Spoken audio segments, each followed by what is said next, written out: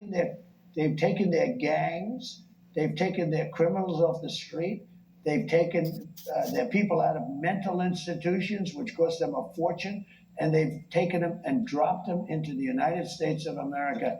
Those people have to be returned. We can't live with thousands of murderers and not. The issue I asked you about was the idea that if you reduce immigration, every economist will tell you, if you have fewer people, there is a smaller economy.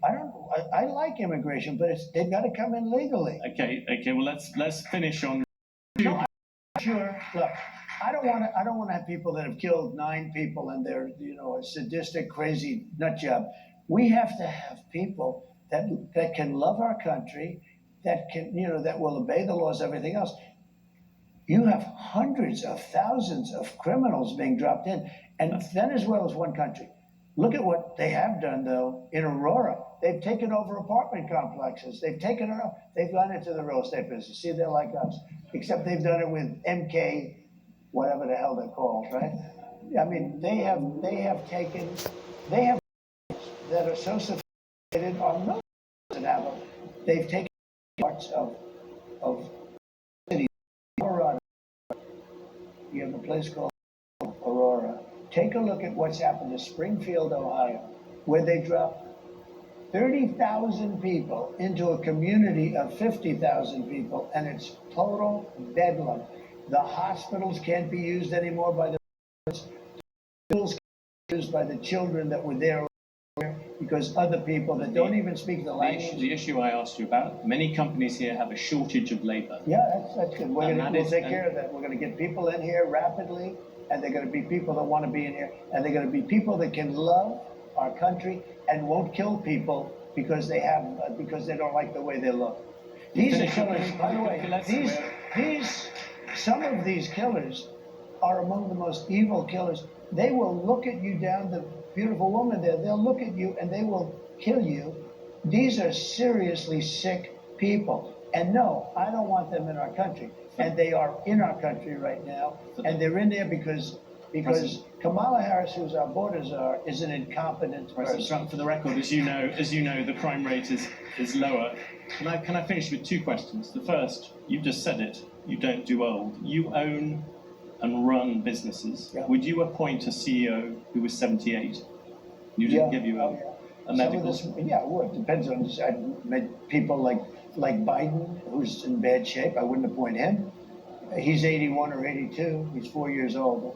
But I'd appoint. I know some of the smartest people I know. I know a man that made all of his money from the time he was 80 to 90, and he was a failure all his life. He was in the drinks business. Strangely, you didn't bring this up but you were running against Joe Biden. No, I never attacked him for his age. In fact, I used to defend him on his age. I attacked him for his lack of competence. I've asked you all these questions. By the way, because I think it's important, and I know you do too.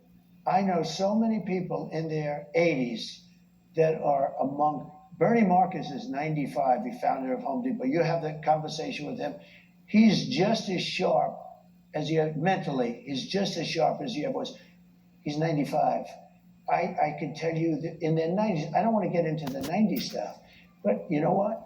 I know many people in their 80s. I know guys in their 80s that won't leave the company, like family companies where they don't want the kids to take over because they're much more competent than their kids. I know them both, right?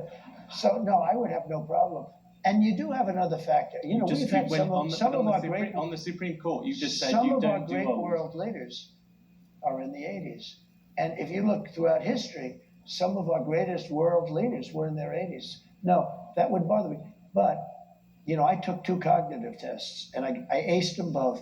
I think that, frankly, people, regardless, should take, if they're 50 or 40, I think people should take cognitive tests. Not because of the age, but because of something else. Now, here's the problem. They say it's unconstitutional, okay? But I would love to see cognitive tests. I don't think she could pass a cognitive test. I mean, I've watched. I don't think she could pass a cognitive test. President Trump, you've gone over many issues on this. I asked you many questions about things. One thing I haven't asked at all about is the state of the race. Yeah. I had a question for you. On election night, which state look at? Which state race is going to be decided by? So they say Pennsylvania.